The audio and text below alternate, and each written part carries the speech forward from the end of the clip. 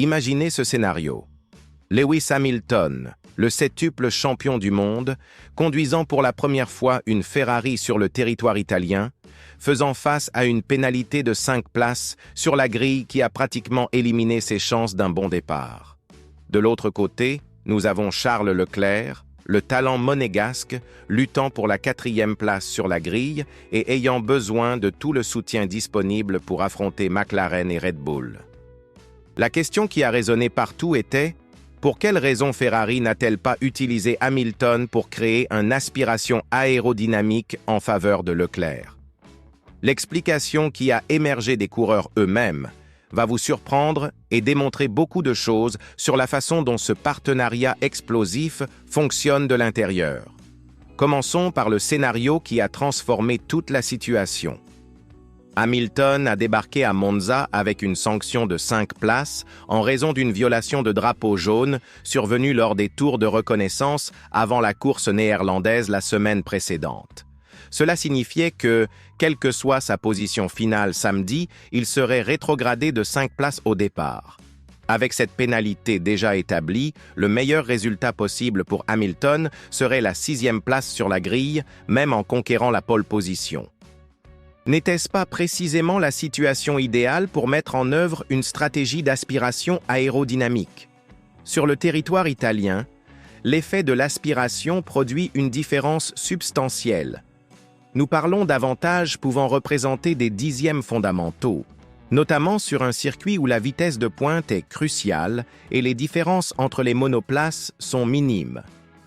Hamilton, conscient qu'il serait pénalisé indépendamment, aurait tranquillement pu se consacrer à offrir à son coéquipier la meilleure opportunité possible de disputer la pole ou de gagner au moins quelques positions. C'était une décision évidente, rationnelle, qu'un stratège aurait immédiatement considérée. Mais ce ne fut pas la réalité. Leclerc a été direct lorsqu'on l'a interrogé sur le sujet. Ferrari n'a simplement pas envisagé cette alternative. Il n'y a pas eu de dialogue, pas de planification, pas même de réflexion sérieuse sur l'utilisation de Hamilton comme soutien stratégique. Le pilote monégasque a clarifié qu'il a réussi à optimiser l'équipement disponible, assurant la 4e place, mais a reconnu que lors de sa 2e tentative dans le 3e segment des qualifications, il était pratiquement isolé sur la piste, avec seulement Yuki Tsunoda devant lui, ce qui a considérablement influencé ses tours chronométrés. Imaginez s'il avait eu Hamilton immédiatement devant, générant l'aspiration idéale. Nous arrivons maintenant à l'aspect le plus controversé de toute cette narration. L'explication de Hamilton a été encore plus éclairante et, d'une certaine manière, polémique. Le septuple champion a été catégorique. Il n'avait jamais adopté cette posture dans ses équipes précédentes et n'était pas prêt à se sacrifier, surtout en faisant déjà face à une pénalisation. Selon sa vision, du point de vue du classement, il devait être positionné le plus avantageusement possible sur la grille. C'est une déclaration qui révèle beaucoup sur la mentalité de Hamilton et comment il interprète son rôle chez Ferrari à cette période de sa carrière. Mais voici qu'émerge une contradiction fascinante. Durant son parcours chez Mercedes, Hamilton a à plusieurs reprises bénéficié de stratégies coordonnées avec Valtteri Bottas, particulièrement dans des circonstances où le Finlandais a agi comme un soutien stratégique. La distinction est qu'aujourd'hui, chez Ferrari, Hamilton semble déterminé à démontrer qu'il reste le pilote principal, même en partageant le garage avec un talent aussi extraordinaire que Leclerc. Cette attitude révèle beaucoup de la façon dont il aborde cette nouvelle étape de sa carrière. Voici les questions qui génèrent de l'inconfort. Hamilton considère-t-il réellement l'intérêt collectif ou maintient-il cette mentalité de pilote numéro 1 qui ne se sacrifie pour personne? La Ferrari n'a-t-elle pas encore établi une hiérarchie définie entre les pilotes? Ou Hamilton, à 39 ans et avec 7 titres conquis, refuse-t-il simplement plus les stratégies qui le placeraient en arrière-plan, même quand cela favoriserait l'équipe? La circonstance devient encore plus intrigante lorsque nous examinons les données objectives de la saison. Leclerc devance Hamilton de 42 points au championnat des pilotes et traverse manifestement une phase supérieure de la saison. D'un point de vue purement statistique, il serait plus logique de maximiser les opportunités du pilote mieux positionné au classement. Mais Hamilton semble avoir une perspective distincte, plus concentré sur sa propre performance et désireux de démontrer qu'il a encore beaucoup à contribuer à Ferrari. Il existe également une question culturelle profondément ancrée dans cette décision.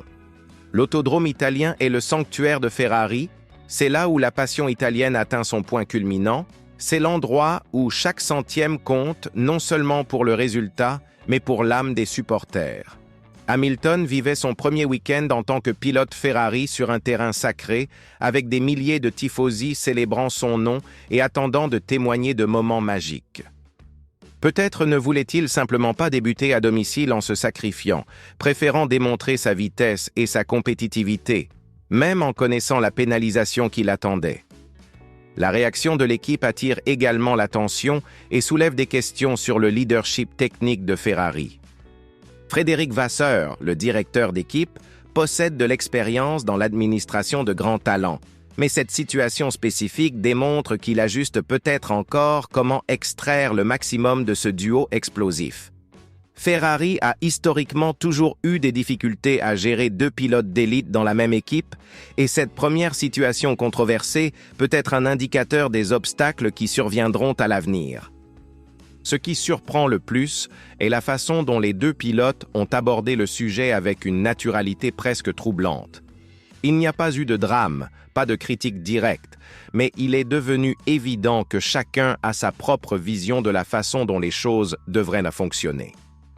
Hamilton a clairement indiqué qu'il est concentré sur sa propre performance, tandis que Leclerc a semblé plus résigné à la situation, mais a certainement réfléchi à ce qui aurait pu être différent s'il avait bénéficié du soutien de son coéquipier.